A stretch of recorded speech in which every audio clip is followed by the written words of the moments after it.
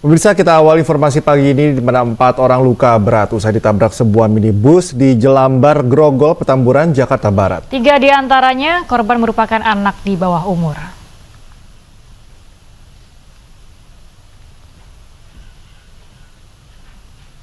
Inilah rekaman CCTV yang merekam insiden tertabraknya 4 orang di Jelambar Utama 1, Grogol, Petamburan, Jakarta Barat pada Minggu malam. Saat kejadian, keempat korban tengah berada di depan sebuah warung sambil bersenda gurau dan seketika ditabrak minibus dengan kecepatan tinggi. Akibatnya keempat korban, 3 diantaranya anak-anak mengalami luka berat. Minibus juga menabrak warung dan motor milik warga. Usai kejadian, pengemudi minibus langsung membawa korban ke rumah sakit untuk mendapatkan penanganan medis. Belum diketahui penyebab kecelakaan ini dan kasusnya masih dalam penyelidikan Polsek Grogol, Petamburan.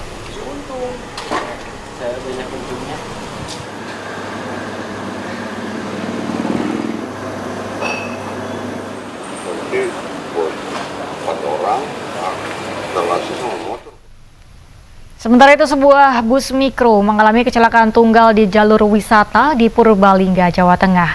Bus mikro berpenumpang 14 orang tersebut mengalami remblong dan menghantam rumah serta toko yang ada di pinggir jalan.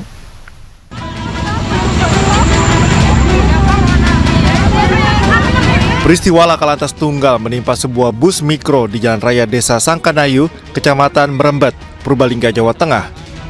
Bus mikro bermuatan 14 penumpang membawa rombongan hajatan dari arah Karangreja menuju ke arah kota Purbalingga. Kejadian bermula saat tiba di tanjakan curam, diduga kendaraan mengalami remblong. Sang sopir tidak bisa mengendalikan laju kendaraan sehingga kendaraan terus melaju kencang dan menghantam sebuah toko dan rumah yang ada di pinggir jalan.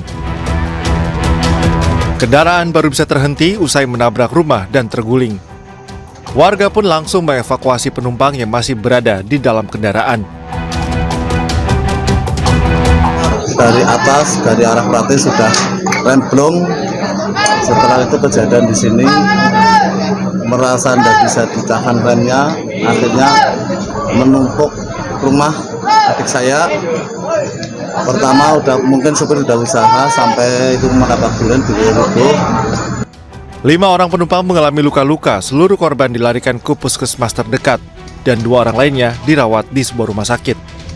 Akibat kejadian ini, tembok depan sebuah rumah hancur, seluruh barang elektronik rusak dan berserakan. Tak ada korban dari pemilik rumah maupun warga setempat.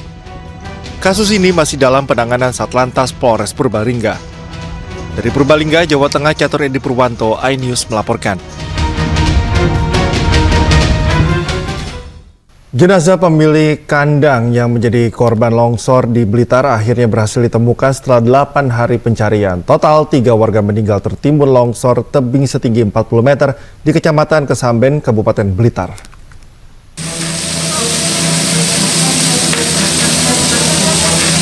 Tim SAR gabungan akhirnya berhasil menemukan keberadaan Gunawan, korban longsor di Dusun Sukerejo, Desa Bumirejo, Kecamatan Kesamben, Blitar, Jawa Timur. Mayat korban ditemukan tertutup material longsor yang tidak jauh dari lokasi kedua korban sebelumnya. Petugas membutuhkan waktu 8 hari untuk menemukan korban karena selama pencarian petugas tidak dapat maksimal akibat cuaca hujan. Tidak hanya itu, medan di area pencarian juga menjadi kendala seperti adanya retakan baru di sepanjang jalur material lumpur yang dapat membahayakan tim SAR gabungan. Jadi di hari ke-8 ini alhamdulillah kita tim SAR gabungan berhasil mengevakuasi satu korban terakhir atas nama Pak Gunawan. Jadi untuk posisinya berada di akses masuk alat berat kita. Jadi alhamdulillah setelah 2 jam korban berhasil kita evakuasi dan kita geser ke RSUD. Gitu, Mas. Sebelumnya, Basarnas Surabaya mengirimkan tim penyelamat Posar Trenggalek untuk membantu melakukan pencarian korban tertimbun longsor di Dusun Sukerejo, Desa Bumirejo, Kecamatan Kesamben, Blitar pada Minggu malam. Bencana alam longsor ini merenggut 4 orang korban, 3 orang meninggal dunia, dan 1 orang berhasil diselamatkan. Dari Blitar, Jawa Timur, Robi Ridwan, iNews melaporkan.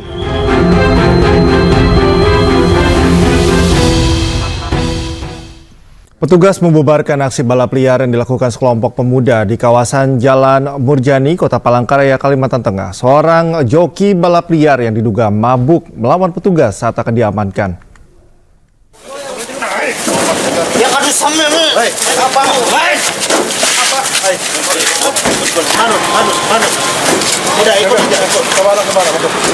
Beginilah aksi tim gabungan di Telantas Polda Kalimantan Tengah saat mengamankan seorang joki balap liar yang diduga dalam kondisi mabuk. Ia sempat melawan saat hendak dinaikkan ke mobil patroli. Diduga ia merupakan koordinator aksi balap liar yang digelar sekelompok pemuda di kawasan Jalan Murjani, Kota Palangkaraya, Kalimantan Tengah, Minggu dini hari. Aksi para pemuda ini mengganggu kenyamanan dan juga membahayakan pengguna jalan lainnya yang akan melintas. Atas laporan warga sekitar, polisi akhirnya melakukan tindakan tegas. Pada laporan warga kita juga sudah menyiapkan dan antisipasi untuk kegiatan balapan liar tersebut. Setelah kita tidak lanjuti, ternyata benar ada balapan liar yang bisa sempat kita amankan dua kendaraan. Kita lakukan penindakan yaitu penilangan sesuai dengan pelanggaran yang dia lakukan. Dalam aksi ini petugas mengamankan 2 unit sepeda motor serta 2 orang pelaku balap liar untuk diperiksa lebih lanjut dan diberi sanksi tilang sesuai pelanggaran yang dilakukan. Dari Palangkaraya, Kalimantan Tengah, Ade Sata, iNews melaporkan.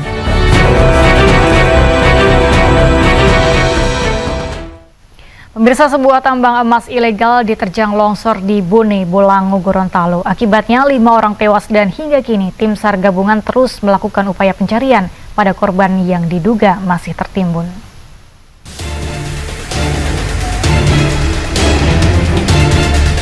Longsor menerjang tambang emas ilegal di Desa Tulabolo, Kecamatan Suwawa Timur, Kabupaten Bone Bolango, Gorontalo. Sedikitnya 5 orang tewas akibat tertimbun material longsor. Sementara itu 2 orang selamat meski mengalami luka-luka. Tim SAR gabungan langsung menggelar upaya pencarian di lokasi kejadian dan berhasil mengevakuasi korban tewas dan luka-luka. Pencarian akan dilanjutkan Senin pagi karena diduga masih ada 3 penambang yang masih tertimbun longsor.